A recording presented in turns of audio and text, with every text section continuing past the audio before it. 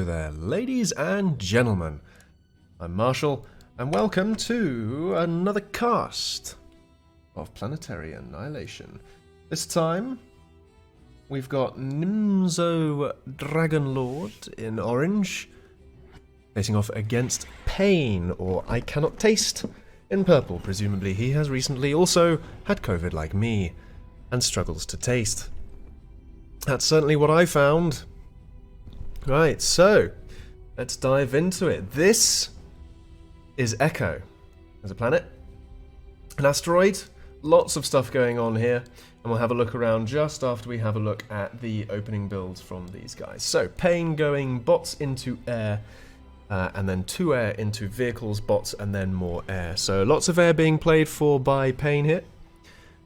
Going for what looks like 2 bot fabs first, maybe 3, probably 3. Nimzo doing vehicles into air. Interesting dichotomy to begin with straight off the bat there.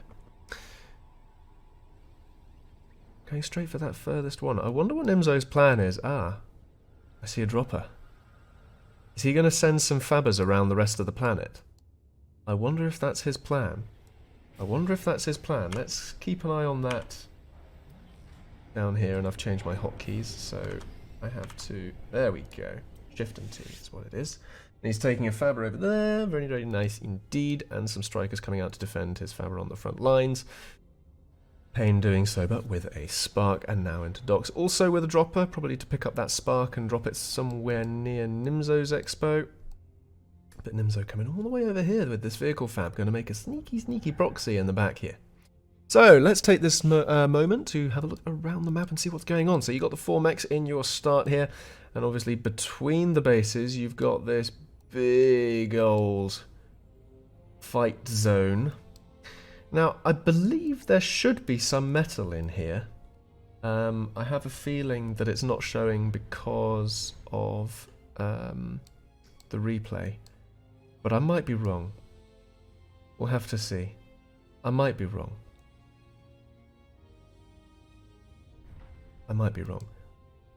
But there's definitely metal on this one. So, but around the side of this are sort of proxy expansion possibilities. So you've got 3 here that Pain is going to be expanding to, then 2, 2, 2. And that's kind of one corridor avenue.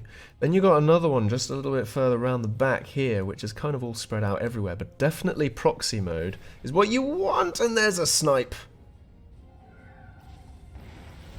The spark takes out the fab crucially before it can get that factory up. That's pretty damn crucial right there. Not going to get a better timed snipe than that. So yes, Nimzo has a couple of mechs over there, but he doesn't have a proxy and a foothold, and that's what's important here.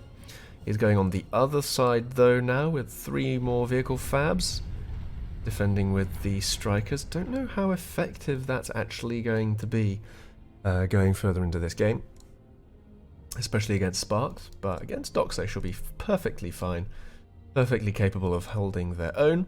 But yes, on this side we've got this sort of pocket corridor with these sort of power chargey nodes. They don't actually charge your power, I'm just trying to invent some lore for the planet is all. Smattered around, which will interrupt pathing a little bit. So you've got to move your units around and around them.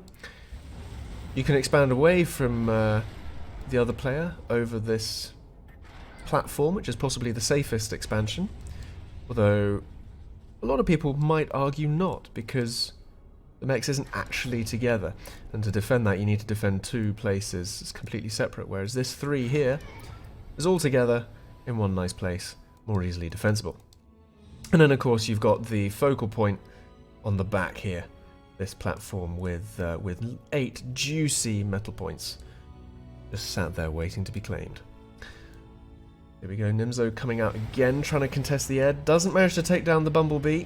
It's going to be important. Can Nimzo keep these fabs alive? He's trying to. Micro there. Bumblebee is still alive, as is Nimzo's. But there's a spinner there. Not going to get close. Oh, it will! The spinner was shooting at the factory! It takes down 1 fabber, but 2 survive. That was unfortunate for Pain, but also quite fortunate at the same time. You win some, you lose some. Nimzo encroaching now, though, with some strikers on these platforms. I'm surprised that Pain hasn't decided to put a proxy on this platform. It's a nice, easy place to lock down, ostensibly, so...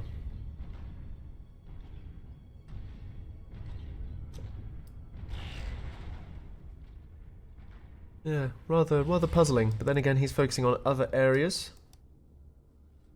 as you might expect. Nimzo trying to take as much land as possible. Aha, there you see.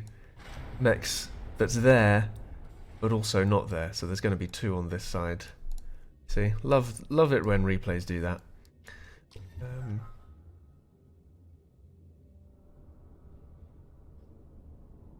Just to be aware of it, really. All you need to do. But because the map is so big... There. I told you there was mechs in there. Look, it's all queued up. It's all queued up now. I told you there was mechs in there. Right, yes, as I was saying, because the map is so big, that gives you a lot of time to go T2 before your opponent can really do anything about it. And it's a bit of a safer bet to go for it. And both players now at a sort of 130 metal income and almost 10k power. They both feel it's rather comfortable. Pain probably going to go T2 in the not too distant. Certainly I'd be surprised if he didn't. But what exactly will he go for? I'm tempted to suggest bots. But at the same time he might pop out a vehicle fab. Oh, no, there it is. There it is. T2 bots. Straight in there. And right between the bases as well. So we're going to have some slammers and sniper bots coming down here.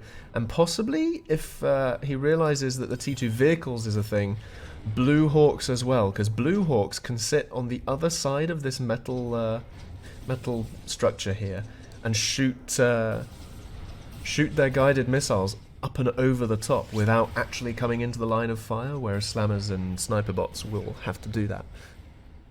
And it should have range on this half of the base, so that'll be quite potent if he decides to do that. Pain, though, falling behind a little bit on the metal expansion. Nimzo really taking strides in this pocket zone.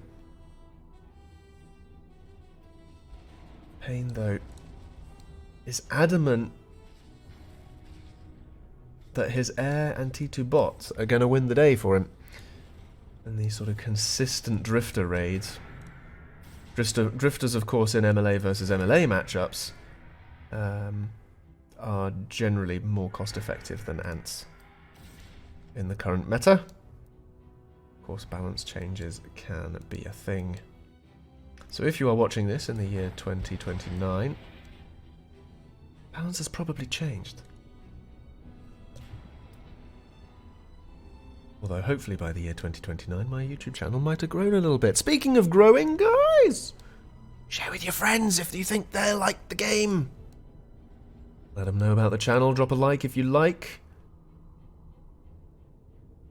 And subscribe for more. Speaking of that, I'm planning on opening a second sort of subsidiary channel where I'm going to be doing uploading some Let's Plays from my Twitch streams.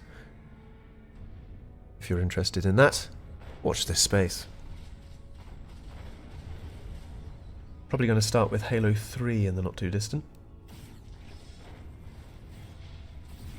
Who knows? Right, we got a bit of an engagement over here.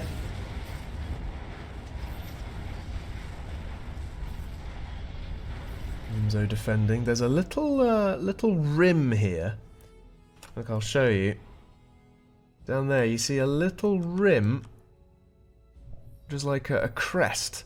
As you go over, those on the lower ground actually have the advantage, but because this is like a structure, both sides kind of count as the lower ground. So technically speaking, whichever side is being aggressed kind of has a bit of an advantage.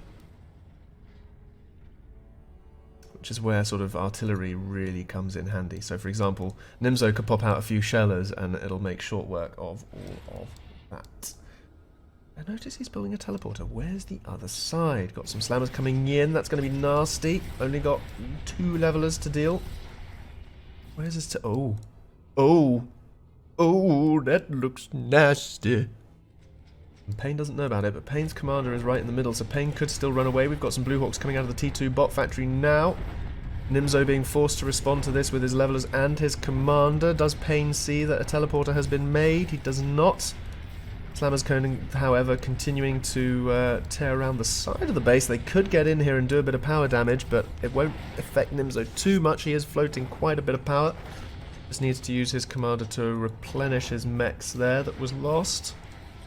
Getting pushed in from behind now as well, and doesn't really have the air to take care of this. Nimzo has a do-or-die moment, really.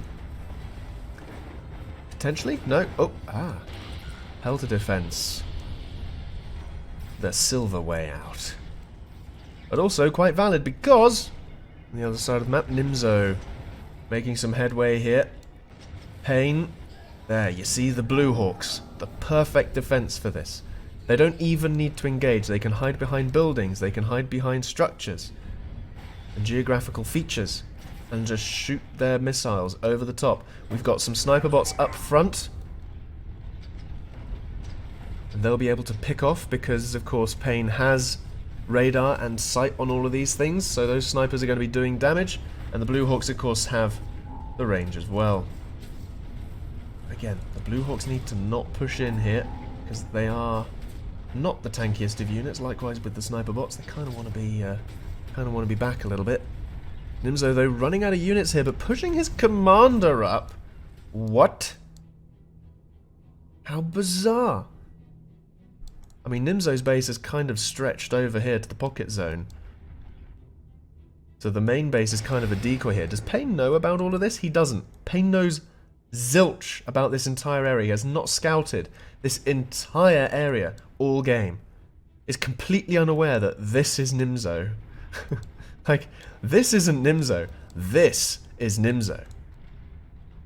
And Pain moves his commander willingly towards that direction.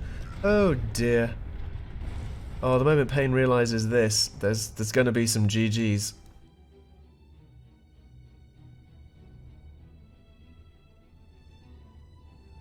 I mean, Pain can kill this base, sure. But again, it's about killing the commander. And Nimzo is closer to the commander with a nice, healthy dose of stuff. And here, look, Pain can see there's a load of stuff happening here. And his units are way out on the front. His air still isn't pushing in to even just have a little mini scout. Like, even 1 or 2 hummingbirds just fly over that. Just to at least see what you're playing against. That way you'll be able to make decisions. What's 1 or 2 hummingbirds amongst friends? And the levelers appear. The walls, the panic walls, more levelers. And the commander is already dead. Surprise! Yikes. Mean and nasty. I guess the lesson there is to actually scout.